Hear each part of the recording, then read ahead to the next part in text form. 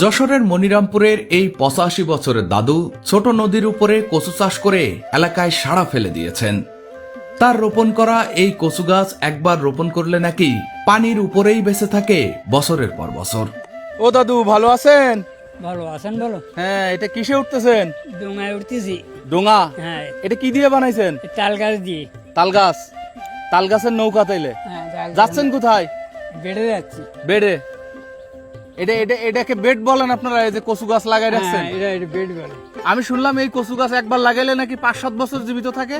জীবিত থাকে কিন্তু রাখা যায় না। রাখা যায় না? রাখা যায় না, ওই বাতাস আসলে হ্যাঁ, ডিলে পড়ে যায়। আচ্ছা আচ্ছা, তার মানে বাতাসের শত্রু। হ্যাঁ, বাতাসের সত্যি। তা পানির উপরে কচু গাছ লাগাইলেন কেমনে? এই বেডে বারে ওই শ্যাওলা দিয়ে বেড তৈরি করিয়ে হ্যাঁ, চারিবারে রোয়া। আচ্ছা, তাই এই কচু গাছে কি গলা দড়ি দিয়ে মরা যাবে? তাই কি যায়? যাবে না? না, লোক যে বলে। লতি কত করে? এই লতি 20 টাকা আঠি বিক্রি করতে। 20 টাকা আঠি, 500 গ্রাম? হ্যাঁ, 500 গ্রাম। কই, আমরা তো ঢাকায় আরো দামে কিনি। আপনি দাম পান না? ঢাকায় তো 120 টাকা চলে এখন। একই দামে চলে। একই দামে চলে সব সময়? হ্যাঁ, সবসময়। মানে ঢাকায় 1000 টাকা কেজি হইলেও আপনার 20 টাকা আটি? হ্যাঁ, 20 টাকা আঠি। আচ্ছা, এখানে কি কি সার দিচ্ছেন? ফসফেট মসফেট দিচ্ছেন নাকি? প্রথমে এই বেড তৈরি করার সময় হুম, 2 কেজি করে কেঁচু সার দেওয়া পড়ে। আচ্ছা, কেঁচো সার? কেঁচু সার বাজার থেকে কেনা সার না? না, আর আচ্ছা। কেনা সার দেওয়া পড়ে। আচ্ছা আর ফসফেট দেওয়া পড়ে 2 কেজি। আচ্ছা আর পটাশ দেওয়া পড়ে 1/2 কেজি। আচ্ছা, এরপরে ওই শেষ? আর 1/2 কেজি আছে ইউরিয়া। ইউরিয়া? হ্যাঁ, আচ্ছা কারণ এই আচ্ছা, শ্যাওলাটা ফসলের জন্য।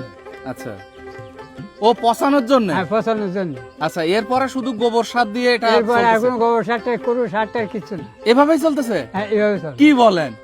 এতে আর কিছু না দিয়ে এই সব। মানে এই যে ক্ষেতগুলো সবই তো আপনাদের নাকি? হ্যাঁ, আমার। সবই আপনাদের? হ্যাঁ, এত বড় ক্ষেত, সার পানি বিষ জমি ছাড়াই চলতেছে?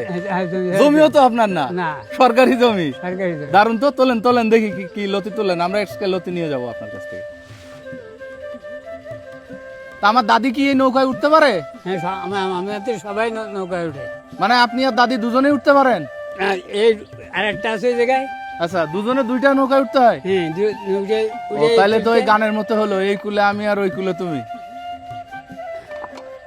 সপ্তাহে কয়বার তুলেন?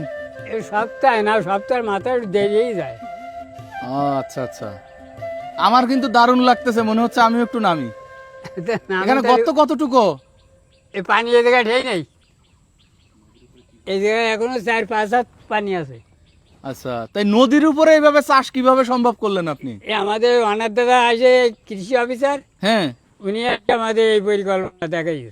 ও আচ্ছা আচ্ছা, ভালো তো। দাদু, আপনার ভেসে চলে যাবে না? না, এই বাধা রয়েছে, এই মাথায় মাথায় বাধা, ওই 2 মাথায়। আচ্ছা, রশি দিয়ে বেঁধে হ্যাঁ, রাখছেন? রশি দিয়ে বেঁধে রাখা। আচ্ছা।